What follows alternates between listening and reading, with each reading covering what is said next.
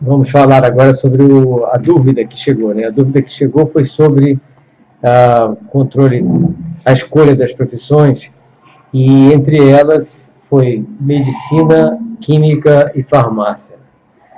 E então, o que nós temos orientado o tempo todo os adolescentes é que realmente procurem, em primeiro lugar, procurar as grades curriculares dos cursos. A grade curricular dos cursos, do curso que você acha que seria o que mais lhe chama a atenção, tá? E analise se essa grade curricular realmente traz aqueles assuntos que são os que mais chamam a sua atenção, que mais despertam o seu interesse, certo? Porque a partir do momento que você vai para um curso, seja ele qual for, pelo que dizem, e a grade curricular não tem nenhum assunto que lhe chama a atenção, vai ser um fracasso. Você vai estar perdendo tempo, é óbvio, né? E muita gente faz isso, muita gente perde tempo por causa disso. Então, o importante é o quê? Olhar a grade curricular, analisar e ver se os assuntos que estão lá são assuntos palpitantes, chamam a atenção, etc. Porque a partir desses assuntos que vão ser dados no decorrer do bacharelado, é que você vai se empolgar com alguma profissão, até com alguma especialidade dentro daquela profissão. Algumas vezes você descobre até que é outra profissão e não aquela que você está fazendo, como já aconteceu com um paciente meu de psicanálise, e exatamente por isso acabou sendo paciente meu de psicanálise, por causa dessa, que acabou causando uma neurose de conflito do ego, referente a conflito do ego, exatamente por causa disso. Depois de já ter a família investido do curso dele, embora fosse uma universidade pública, mas o investimento em livros, em congressos e tudo que ele fez foi muito grande. E todos apostando nele, né? E de repente ele descobre que a profissão era outra. Então a primeira coisa que nós temos que fazer é a análise da grade curricular. Analisada a grade curricular, pronto.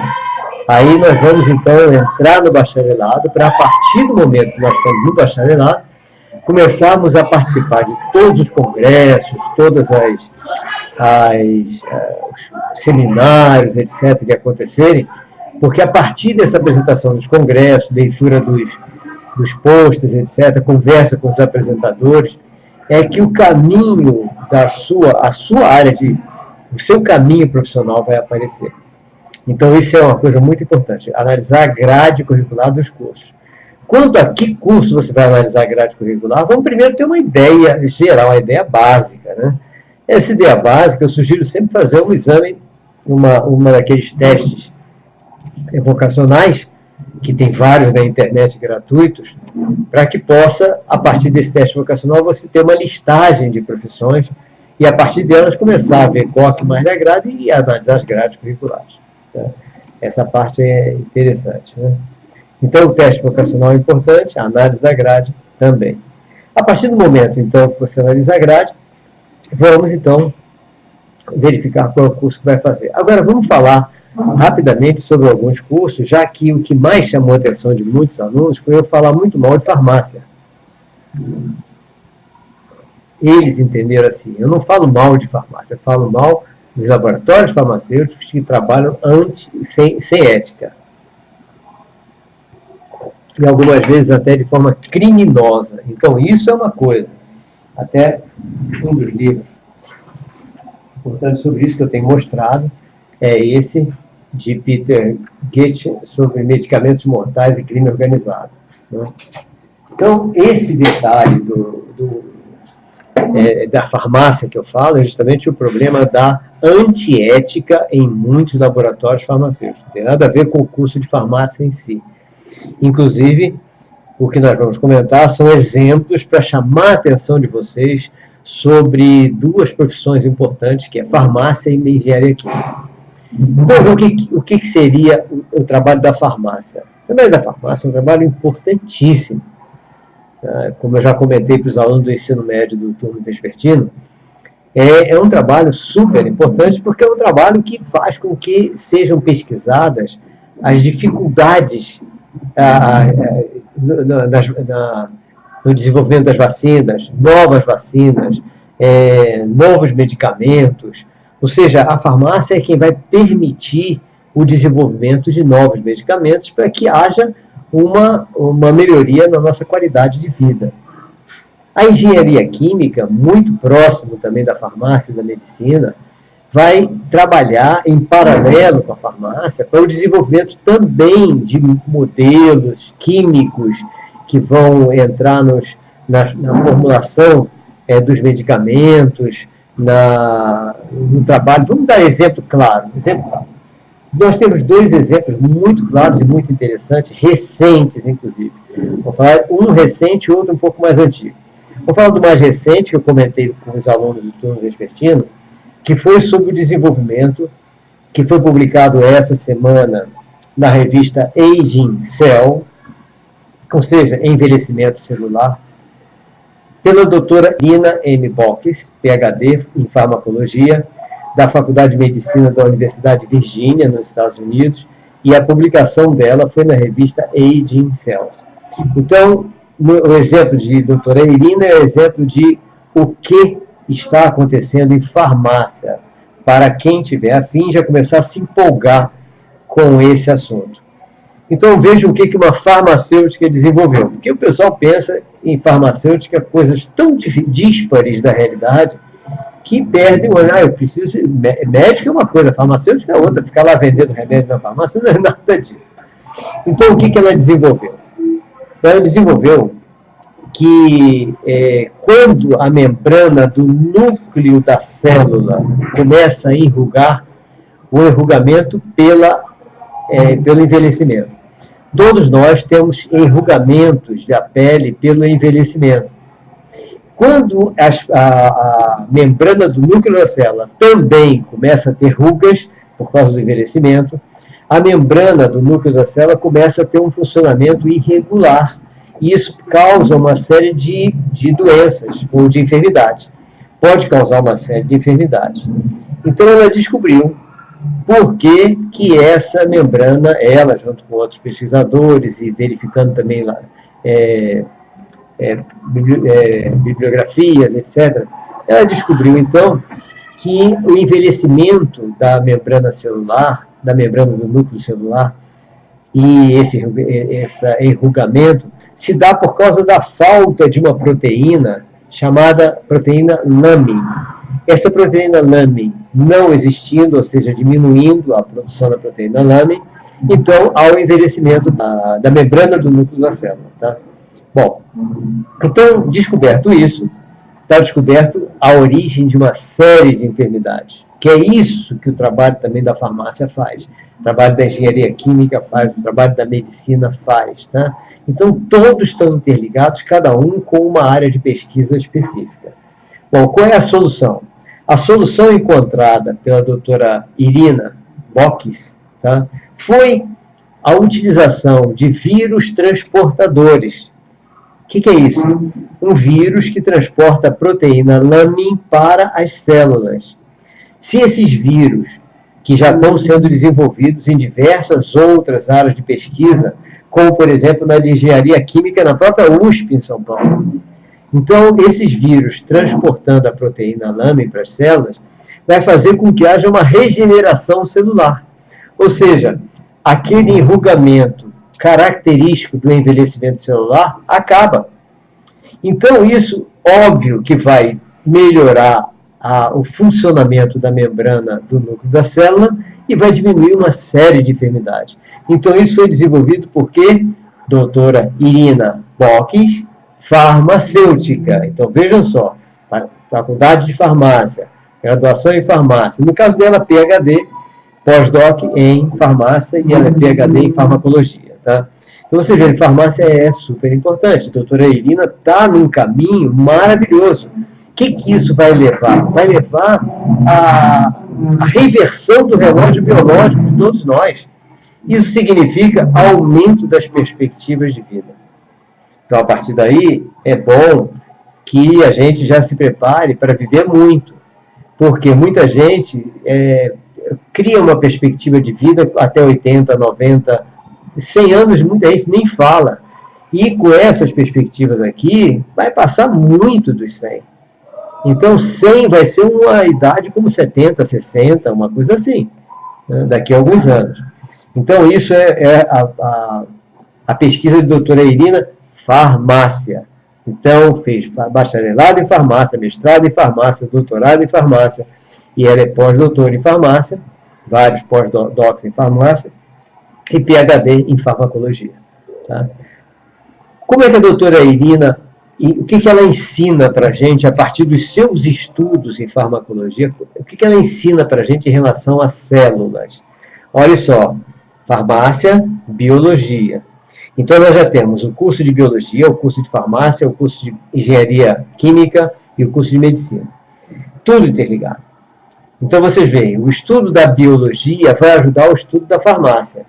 Então, na farmácia, ela, com a biologia estudada no bacharelado de farmácia, ela descobriu com as pesquisas o quê? Como funciona essa história da célula e da membrana do núcleo celular. Então, ela diz o seguinte, a célula vai se encaminhando para o local onde ela vai ficar. Então, isso eu dei até nesse curso de sábado agora, em neurofisiologia, lá na Realiza. Na hora que a célula se encaminha para um determinado local, ao chegar nesse local, ela descobriu, poxa, eu sou a célula do coração, ou eu sou a célula do rim, eu sou a célula do fígado, eu sou a célula do cérebro. Quando ela descobre que é a célula, digamos, do coração, o que vai acontecer dentro da célula? Dentro da célula, nós temos... esqueci de mostrar quem é Karina. Irina. Essa é Irina M. Bockis, PhD em farmacologia, tá? Ela, a doutora Irina, de que nós estamos falando, curso de farmácia, tá? E agora nós vamos falar o que a doutora Irina nos ensina em relação à célula, tá? Então, a célula encaminha-se para o local, quando ela chega lá, eu estou no coração.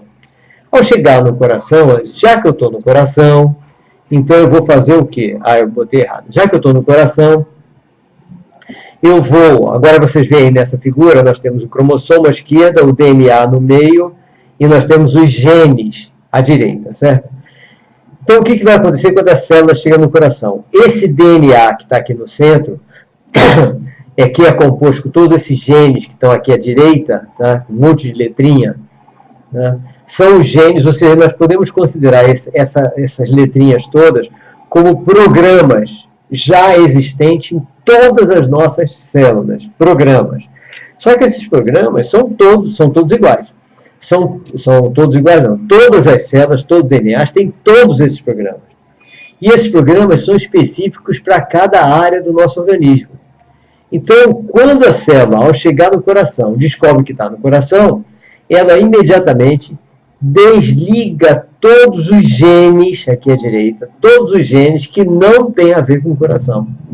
Só ficam ligados os genes que têm a ver com o coração. Os que não têm a ver com o coração são desligados. Ou seja, é como se ela desativasse todos os programas que não têm a ver com os programas correspondentes ao coração. Pronto. Então, a célula vai funcionar com os programas relacionados ao coração ligados, ou seja, os genes ligados, e com os programas que não têm nada a ver com o coração, programa de cérebro, rim, vesícula, etc., desligados. Só que a célula, em vez de só deixar eles desligados, ela pega todos esses genes que foram desligados e que não podem ser usados e desloca todos eles para a membrana do núcleo celular. Desloca para lá. Então, ficam guardadinhos na membrana do núcleo celular. Então, os genes desligados guardam na membrana do núcleo celular. Isso é que ela descobriu. Descobriu o quê? Que a partir do momento que está tudo guardadinho lá, tá, o núcleo celular tem que estar funcionando muito bem para que eles não sejam ativados, que eles não sejam liberados para o organismo, porque senão vai atrapalhar. Porque só quem pode ser liberado são os que estão com os genes ligados e que continuam na célula. Os que foram guardados na membrana do celular estão lá para ficar guardadinhos, quietos, como se estivessem em quarentena. Tá? Como se estivessem em quarentena mesmo. Bom, então vejamos o seguinte. A partir do momento que a membrana do núcleo celular está funcionando mal por causa do enrugamento, pode acontecer que ela libere esses genes que estariam guardadinhos ali. A liberação desses genes, ou seja, do DNA, que não é para aparecer, lógico, vai acabar causando um problema, porque ele está no coração e ele é do fígado, ele é do rim, ele é do pulmão, ele é do cérebro, não é dali. Então, pode causar uma incompatibilidade, essa incompatibilidade no funcionamento vai causar enfermidades e doenças. Né? Então, por isso é que nós temos que tomar cuidado com o enrugamento da célula. Como? Tem algum creme milagroso que a gente possa passar na membrana celular, na membrana do núcleo celular? Lógico que não. Mas uma coisa desenvolvida pelo pessoal de neurolinguística pode dar resultado. Eu acredito que dê. Aliás, eu tenho certeza que dá. Mas aí é um processo neurolinguístico que muita gente não acredita. Que é o seguinte, a partir do momento que você cria um creme nutritivo, um creme hidratante, e você vai passar onde? Vai passar na sua pele. Então, nas membranas, nas células da pele, ok, você está passando, ela está evitando o enrugamento, evitando o envelhecimento, aquela coisa toda. Mas se você, ao passar isso, em vez de passar simplesmente porque tem que passar, apenas como uma rotina, não, transforma esse momento de passar esse creme em um momento em que você imagina que todas as suas células estão recebendo o mesmo tratamento. E se você assistir o meu vídeo Reflexões sobre o Sentido da Vida e cumprir as dicas que eu coloco lá, leia, veja, o vídeo é Reflexões sobre o Sentido da Vida, tá? Que está no nosso canal do YouTube, youtube.com/c/Roberto Andersen, tudo junto. Reflexões sobre o Sentido da Vida. E você fizer aqueles exercícios que eu dou como dica ali, você está realmente fazendo uma integração celular. Você está realmente fazendo uma comunicação intercelular. Então, se você fez com essa sugestão neurolinguística o passar o creme de maneira que vá rejuvenescendo, vá retirando as rugas da pele e das células internas, logicamente, na hora que você faz essa comunicação intercelular, assista no vídeo, você vai estar transformando isso em realidade. Isso é uma coisa que muita gente não acredita, muito cético acha que é besteira, mas eu recomendo você não achar que é besteira. Não custa nada. Faça porque vale a pena. Então, esse é o que eu queria falar sobre a farmácia em si. Agora vamos ver, nessa história que a doutora Irina falou do vírus transportador, Jason Shepard, neurocientista da Universidade de Saúde de Utah, nos Estados Unidos, ele está trabalhando no desenvolvimento das proteínas vírus-like, que é o quê? Proteínas que trabalham como vírus. Aí, em vez de você enviar um vírus levando a proteína, você utiliza essa proteína que trabalha como vírus. Então, essa proteína seria a proteína lamin, transformada num vírus-like, que iria para a célula e faria esse alisamento da membrana celular. Né? E segundo Jason Shepard, esse neurocientista, esse estudo do vírus-like da proteína vírus-like, né? Proteína semelhante a um vírus, pode revolucionar a forma como trabalha a nossa memória. Por quê? Essa proteína vírus-like, ela provoca, ela acelera, ela estimula a interligação entre os neurônios, a comunicação entre os neurônios. Então, é mais um trabalho fantástico agora do neurocientista. Quem é um neurocientista? O neurocientista é um biólogo, é um farmacêutico, é um engenheiro químico, é um químico que estuda juntamente com o seu modus operandi da sua profissão, a neurociência. Então, ele é um neurocientista com conhecimento da biologia, da psicologia, da química, da farmácia. Esses são os neurocientistas, da medicina. Então, o neurocientista é isso. Todas as profissões podem gerar neurocientistas. Basta que ele alie o seu conhecimento com o conhecimento da neurociência, que hoje é extremamente necessário tudo isso. Bom, agora vamos à engenharia química.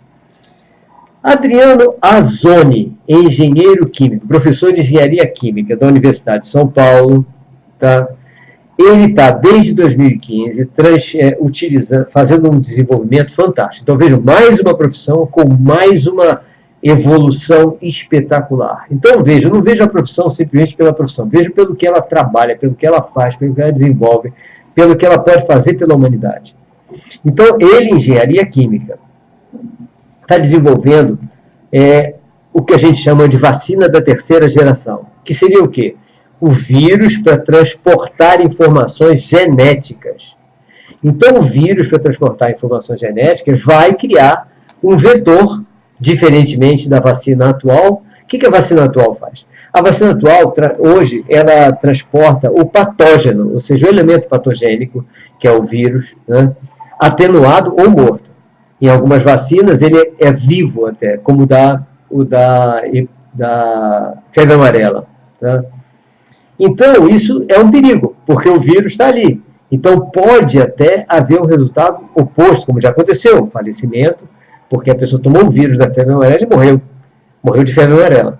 Então, é perigoso. A vacina da segunda, da primeira geração, são vacinas perigosas. Da terceira geração, não, porque ele não vai transportar o elemento patogênico, ou seja, o patógeno, ou seja, o vírus vivo ou semivivo, ou morto. Não.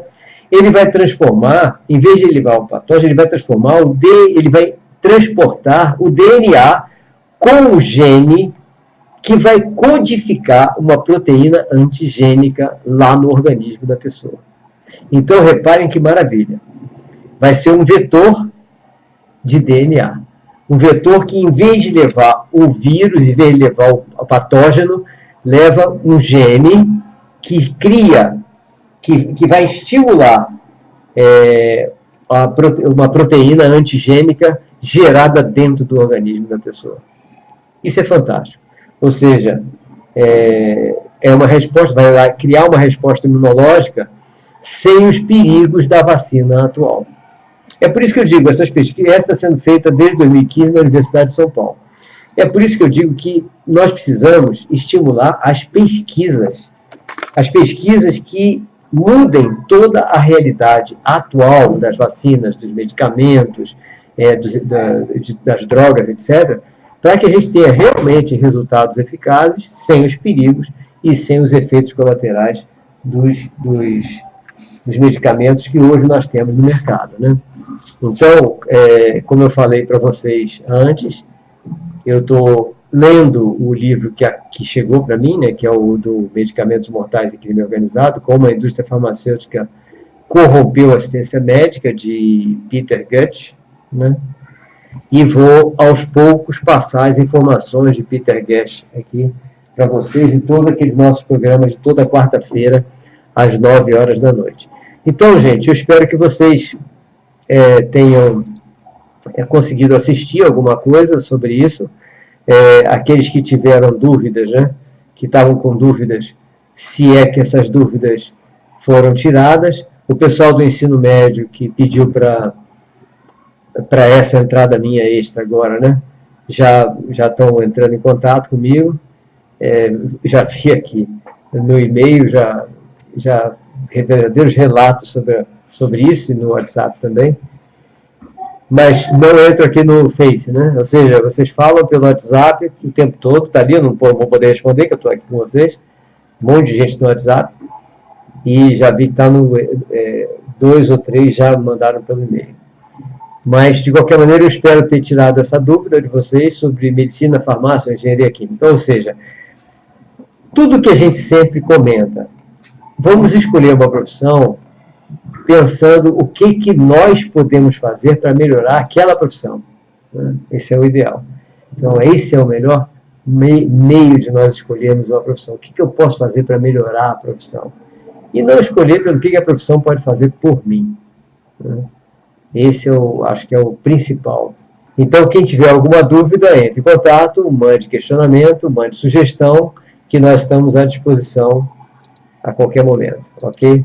Um forte abraço para todos vocês e até quarta-feira, às 9 da noite, quando nós teremos o nosso programa. Nós vamos falar disso também e outras dúvidas que surgirem. Forte abraço a todos vocês.